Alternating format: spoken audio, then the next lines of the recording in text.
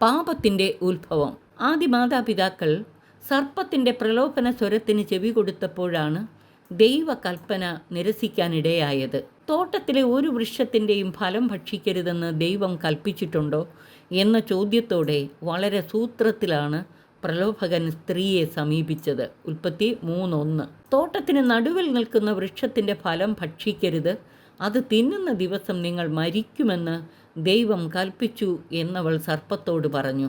ഉൽപ്പത്തി 3:2-3 വാക്യങ്ങൾ. അപ്പോൾ അത് തിന്നുന്ന ദിവസം നിങ്ങൾ ദൈവത്തെ പോലെയാകുമെന്ന് ദൈവകൽപ്പനയ്ക്കെതിരായി ആ നുണയൻ പറഞ്ഞു. ഉൽപ്പത്തി 3:5.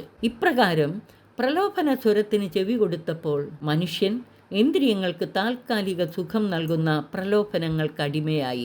ആ വൃക്ഷത്തിൻ്റെ പഴം ആസ്വാദ്യവും കണ്ണിന് കൗതുകകരവും അറിവേകാൻ കഴിയുമെന്നതിനാൽ അഭികാമ്യവുമാണെന്ന് കണ്ട് അവൾ അത് പറിച്ചു തിന്നു, ഭർത്താവിനും കൊടുത്തു, അവനും തിന്നു. ഉൽപ്പത്തി 3:6.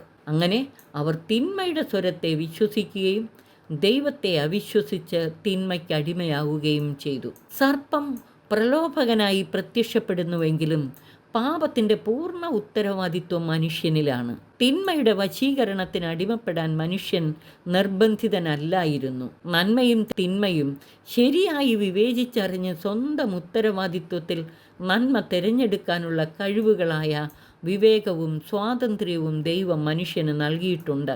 മാത്രമല്ല, നന്മയും തിന്മയും തമ്മിൽ വിവേചിച്ചറിയാനുള്ള ദൈവ കൽപ്പനകളും നൽകി. അത് ഭക്ഷിക്കരുത്, അത് തിന്നുന്ന ദിവസം നീ മരിക്കും.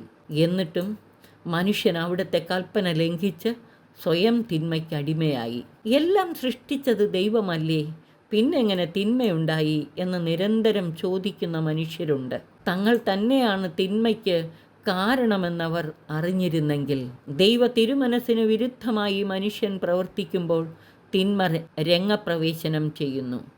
വചനത്താൽ പ്രലോഭകനെ ജയിക്കുകയും തിന്മയെ കീഴടക്കുകയും ചെയ്ത് ക്രിസ്തുവിനെ പോലെ നാം തിന്മയെ കീഴടക്കണം. ദൈവകൽപ്പന മനസ്സിൽ ഉറപ്പിച്ചിരുന്നെങ്കിൽ രണ്ടാം ആദമായ ക്രിസ്തുവിനെ പോലെ സാത്താനെ ദൂരെ പോവുക എന്ന് പറഞ്ഞ് വചനത്താൽ പ്രലോഭനത്തെ ജയിക്കാമായിരുന്നു. സങ്കീർത്തനം 119:11 പറയുന്നത് പോലെ അങ്ങയ്ക്കെതിരായി പാപം ചെയ്യാതിരിക്കേണ്ടതിന് അങ്ങയുടെ വചനം ഹൃദയത്തിൽ സൂക്ഷിക്കണം, മനസ്സിലും ചിന്തയിലും ഉറപ്പിക്കണം. അപ്പോൾ ദൈവത്തെ അവിശ്വസിച്ച് ദൈവകൽപ്പന ലംഘിച്ച് പാപത്തിന് അടിമയാകാതെ വചനത്താൽ സാത്താനെ ദൂരെ അകറ്റാൻ നമുക്ക് കഴിയും. സർവശക്തൻ അതിനായി നമ്മെ സഹായിച്ച് അനുഗ്രഹിക്കട്ടെ. ആമേൻ.